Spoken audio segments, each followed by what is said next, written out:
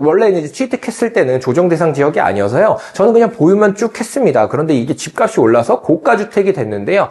세무사님, 이거 그냥 보유 기간에 대한 4%대, 그거에 대해서는 무조건 받을 수 있는 거 아닙니까? 라고 물어보시는 분들이 정말 많아요.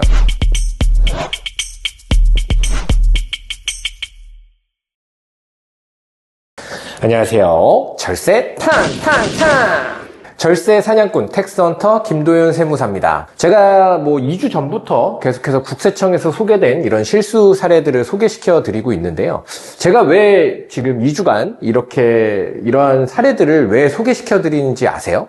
보통 양도소득세나 상속세, 증여세 이렇게 상담을 진행을 하다 보면 공통적인 특징이 그 상담하러 오시는 분들이 본인이 다 이제 전문가인 것처럼 얘기를 하시는 것 같아요. 왜냐면 아무래도 이제 인터넷이나 챗GPT나 이런 것들이 워낙 발달이 되다 보니까 거기에서 오시기 전에 미리 이제 검색을 하고 오시겠죠? 그래서 가끔가다 상담이 상당히 어려울 때가 많아요. 제가 이제 세법에 대해서 이제 상담을 드리다 보면 챗GPT에서는 그렇게 얘기 안 하던데요? 이런 식으로 이제 반문을 계속해서 하시는 거예요. 그래서 상담이 진행이 안 될 때가 좀 많습니다. 일단은 챗GPT 같은 경우에는요, 틀린 정보가 너무 많아요. 틀린 정보가 너무 많고, 그리고 오시기 전에 블로그라든지 유튜브를 검색을 하고 오시잖아요. 그런데 거기는 시간 관계상 전반적인 내용을 다룰 수가 없습니다. 정말 극히 일부분이에요. 그런데 그런 것들을 검색을 하고 나서 이제 그게 상담에서 도움이 되면 좋은데, 그게 내 지식의 전부이냐 계속해서 상담에 이제 방해를 하시는 분들이 되게 많거든요. 그래도 이렇게 검색을 해서 이제 세무사한테 상담을 받으러 오시는 분들은 대단하신 겁니다.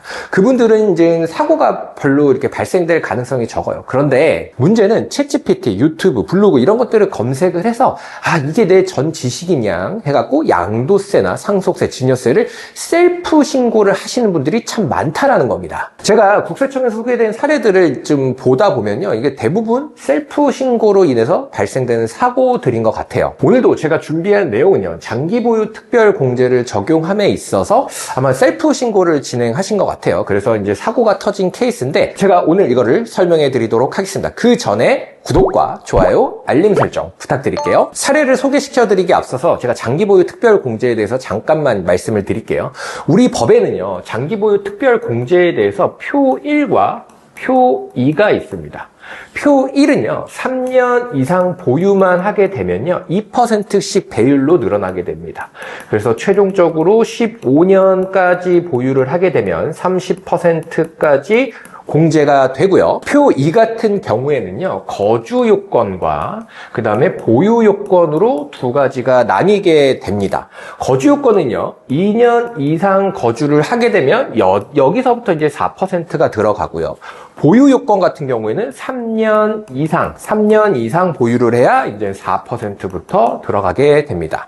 이 표 2 같은 경우에는 최종 10년까지 만약에 10년 거주를 하게 되고 10년 보유를 하게 되면요, 이게 4배수씩 가다 보니까 얘 40%, 얘 40% 해서 최대 80%까지 우리가 공제를 받을 수 있어요. 여러분 생각해 보세요. 여러분 같은 경우면 얘를 적용받고 싶겠어요? 얘를 적용받고 싶겠어요?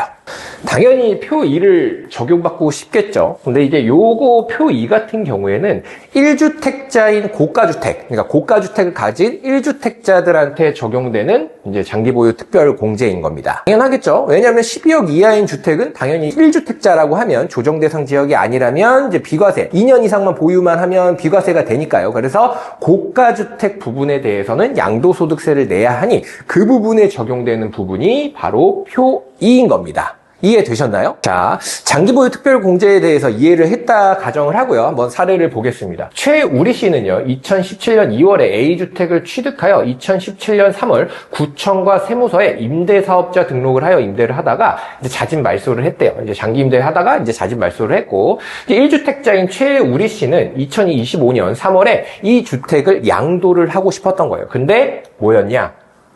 고가주택이었던 겁니다. 양도가액이 12억을 넘다 보니까 이제 초과하는 부분에 대해서만 장기보유 특별공제 표 1을 적용하여 양도소득세를 신고를 했다 합니다. 왜냐하면 여기는 임대를 하다 보니까 보유는 오랜 기간 동안 했어요. 그런데 거주 요건을 채우지 못한 겁니다. 거주 요건을 채우지 못했어요. 그래서 국세청은 뭐라고 했냐면 최우리 씨가 A주택에 거주하지 않은 사실을 확인해서 장기보유 특별공제 표 2를 적용을 배제하고 표 1을 적용해서 양도소득세를 과세를 했다라고 합니다. 상황 이해되셨나요? 이 표 1과 표 2에 대한 어떤 것을 적용하냐에 대한 쟁점은 정말 양도소득세에 있어서 엄청나게 영향을 줄 수 있습니다. 그러니까 이렇게 이제 문제가 생긴 거겠죠? 1주택자인 고가주택을 소유하신 분들의 정말 많은 질문이 들어오는 내용입니다. 원래 이제 취득했을 때는 조정대상 지역이 아니어서요. 저는 그냥 보유만 쭉 했습니다. 그런데 이게 집값이 올라서 고가주택이 됐는데요. 세무사님, 이거 그냥 보유기간에 대한 4%대, 그거에 대해서는 무조건 받을 수 있는 거 아닙니까? 라고 물어보시는 분들이 정말 많아요. 자, 오늘 제가 정리를 해드리겠습니다. 절대로 이렇게 생각을 하시면 안 돼요. 만약에요, 고가주택, 1세대 1주택 고가주택 소유자가 표 2를 적용을 받고 싶다라고 하면요, 적어도 2년 이상은 거주를 해야 됩니다.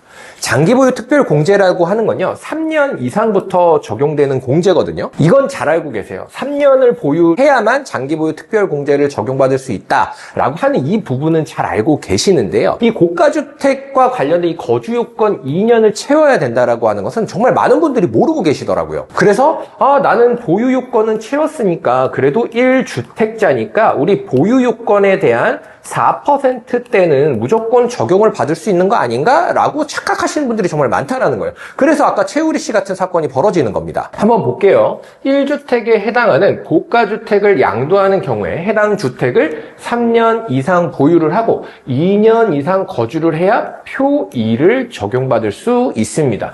이 부분이 제일 중요한 거예요. 그렇다면 만약에 거주 요건을 채우지 못했다? 그럼 뭘 적용해야 되죠? 이것처럼 아까 보유 요건 4배수 이 부분만 적용을 하나요? 아니죠. 아까 표 1, 3년 이상부터 2배수로 가서 15년까지 보유를 했을 때 30% 적용되는 그 표 2를 적용받을 수 있는 겁니다. 아까 제가 말씀드렸죠. 표 1과 표 2는 정말 양도소득세가 정말 많이 차이가 날 수 있는 중요한 쟁점입니다. 자, 마지막으로 다시 한번 강조드립니다. 고가주택에 대한 장기보유 특별공제 표 2를 적용받기 위해서는 어떻게 해야 된다? 3년 이상 보유를 하고요. 그 다음에 해당 주택에 2년 이상 거주를 해야 된다. 절대 잊으시면 안 됩니다. 아시겠죠? 제가 오늘 준비한 내용은 여기까지입니다. 제가 서두에서 이미 말씀을 드려서 길게는 말씀을 드리지 않겠지만 다시 한번 강조를 드리는 건요.